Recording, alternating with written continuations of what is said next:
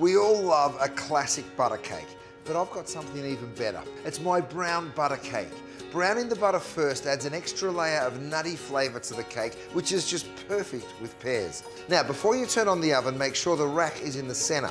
This helps the cake to cook evenly as the heat really circulates around. Then preheat it to 180 Celsius or 160 if you're using a fan-forced oven. First of all, take your butter, put your pan over a medium heat. I'm using a non-stick one just like that, and add your butter. You're going to cook it for about 4 to 5 minutes. It's going to get lots of bubbles on the top and beautiful and golden brown on the bottom. Once that foam subsides, you'll see that melted butter's turned a deep golden brown. Pour that brown butter into a heat-proof bowl and then let it cool down until it's lukewarm.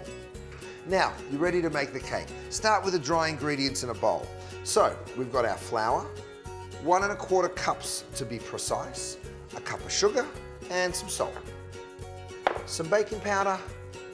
You can sieve it if you really want to, but all I do is get a whisk and I just whisk them together so they're really well combined. Okay, we've got our dry ingredients. Now let's mix together our wet ingredients. First, the brown butter, then a cup of milk, 2 whole eggs, some vanilla, and some lemon zest. And just go ahead and zest it right there. All right, guys, this bit's super simple. You pour the flour mixture into the butter mixture and you whisk until it's just a nice smooth batter. Don't overwork it. We don't want to exercise that gluten and make it a hard cake. We want a nice soft cake. Take yourself a cup of that batter, put it into a small bowl over here. And then what we're going to do is take about 1.5 tablespoons of flour, add that in and give that a whisk. The reason we're doing this is we're making a little bit of a thicker batter, and this way it's going to protect that custardy centre of the cake. Take your whisk, get 2 more egg yolks, and then add that to the rest of the batter over here. That's what gives it that beautiful custard-like consistency, but if you did it with all of it, the pears would sink. Next, we add our pears. They will oxidize, so once you peel them, go ahead and throw them in as quickly as you can because you don't want them to turn too brown. These pears have already been cored, peeled and sliced. Give them a good mix through. Next, get your springform pan and it's time to dump it in. First, I give it a real quick spray with a grease-proof spray. Okay, so get your cake batter and just pour it straight into your pan. Oh, how good does that look? So you spread this batter out nice and evenly in your cake tin, and then carefully take that last cup of mixture. Do you remember the one that we kept aside and put a little bit more flour? And you gently pour this over the top. Beautiful. Now, just before the cake goes in the oven, you sprinkle a little bit of sugar over the top and that's it. You need about 2 tablespoons. You bake it for 40 to 45 minutes and you want that top to be beautiful and golden. See what I mean about that beautiful golden crust that you get from the sugar? Now to test if it's done, you put a cake tester all the way in. It should come out nice and clean.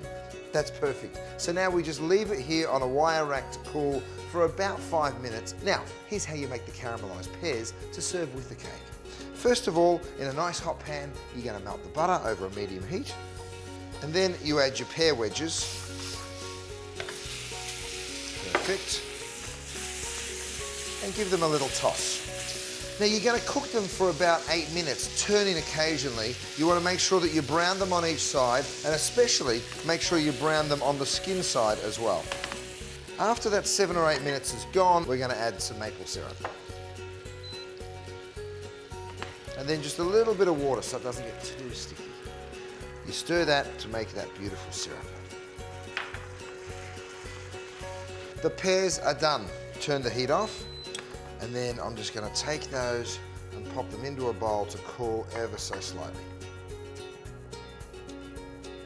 Now that our cake's had that 20 minutes or so to cool, you might want to just go around with a small knife just to make sure that it's not attached to the sides.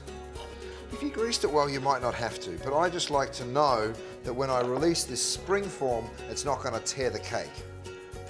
Well, there's only one thing left to do, and that's the best bit.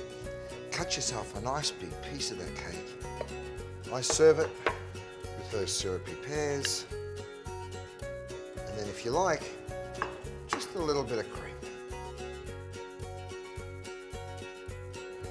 And seeing there's no one else here to taste it, I guess I'll just have to do it for everybody. Let me tell you something. Those beautiful slices of pears down the bottom and that perfectly delicate cake with a little bit of nutty brown butter.